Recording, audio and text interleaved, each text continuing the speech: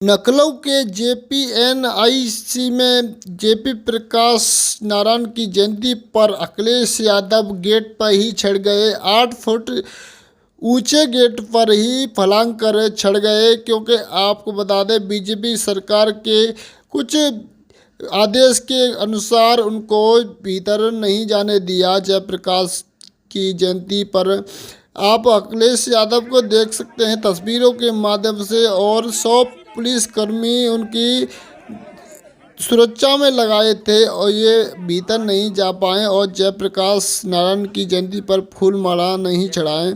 अखिलेश यादव पुलिसकर्मियों और के बीच ही निकल गए और उनके कार्यकर्ता भी पीछे चले गए। आपको बता दें मीडिया को अखिलेश यादव ने बताया तो दंग रह गया पूरा उत्तर प्रदेश। देख सकते हैं क्या बता रहे हैं अखिलेश यादव मीडिया को। ये कोई पहली बार नहीं है कि इस जेपी समाजवाद म्यूजियम में हम लोग माल्यार्पण करने पहली बार आ रहे हों, लेकिन पता नहीं सरकार टीन की शेड लगा करके, टीनें लगा करके, दरवाजा बंद कर करके, ताला लगा करके पता नहीं क्या बताना चाहती थी।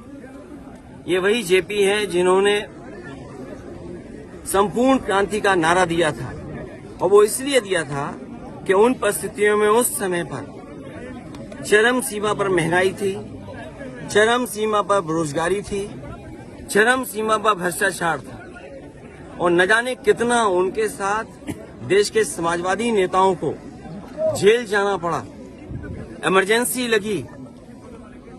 और जिस समय वो पीजीआई अस्पताल में थे, उस समय जो उन्होंने जेल डायरी लिखी, उसमें लिखा कि मैं कैसे सोच सकता हूं एक लोकतांत्रिक देश में इमरजेंसी लग जाएगी।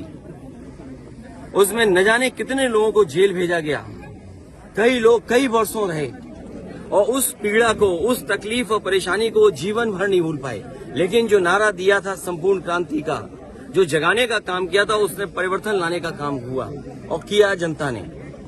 जनता की शक्ति के सामने सरकार की शक्ति का कुछ असर नहीं है। मुझे दुख इस बात का है कि पुलिस लगा करके यहाँ रोक रहे हैं, अधिकारी इस बात के लिए तैयार नहीं है कि किससे पूछें।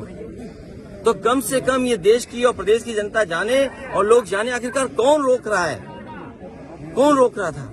इसलिए मजबूरी में जिस तरीके से हर बार माल्यार्पण करने हम समाजवादी लोग आते थे, मुझे याद है जब उद्घाटन हुआ था, नेताजी यहाँ आए थे, नेताजी से मैंने उद्घाटन करवाया था। एकमात्र देश में समाजवादी नेता के लिए एक ऐसा म्यूजियम बना जिसमें उसके जीवन के बारे में लोग प्रेरणा ले सकते हैं। जो आंदोलन उन्होंने चलाए थाली बजा करके, वो उससे प्रेरणा ले सकते हैं कि सरकार के खिलाफ और लोकतंत्र में कैसे आवाज उठाई जा सकती है। आप आवाज दबाने का काम कर रहे हैं उन समाजवादियों को, उन आने वाली पीढ़ी को जो देश के लिए कुछ करना चाहते हैं, सपना देखा उन्होंने।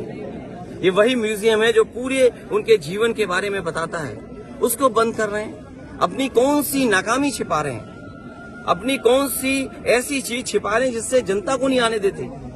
न केवल ये म्यूजियम, जो पीछे बड़ी इमारत है, बड़ी बिल्डिंग है, जो कभी नेताजी ने, जॉर्ज फर्नांडिस ने और उस समय के समाजवादी लोगों ने इसका शिलान्यास किया था।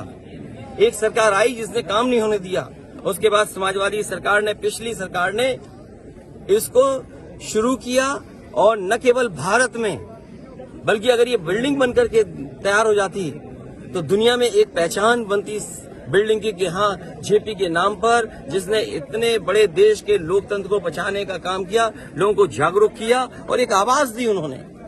और मुझे लगता है कि देश की जनता को एक बार फिर इस सरकार की ताकत के खिलाफ लड़ना होगा, और बिना जनता की शक्ति के लोकतंत्र, समाजवाद और सेक्युलरिज्म बचने वाला नहीं।